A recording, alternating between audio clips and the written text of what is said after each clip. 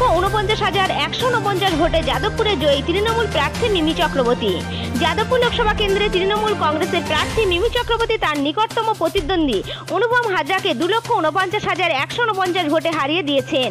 সকাল থেকে প্রত্যেক দফায় এগিয়েছিলেন টলিপাড়ার নায়িকা মিমি চক্রবর্তী, যেখানে বামের হেভিওয়েট প্রার্থী বিকাশ রঞ্জন মোটেও দানা বাঁধতে পারেনি, বরং গোহারা হেরে বিদায় নিয়েছে। রাজ্যের 42টি আসনের মধ্যে যাদবপুরটি ছিল সবার নজরে, যেখানে জেতার জন্য মরিয়া হয়ে পড়েছিলেন বামপন্থীরা।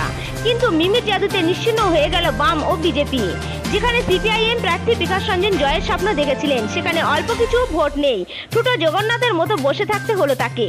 তবে মিমি চক্রবর্তীর এই জয় নিশ্চিহ্ন করে দিয়েছেন এক প্রকার ভাঙড়ের আরাবুল, ওহিদুল, নান্নু, কাইজারের সম্মিলিত প্রচার।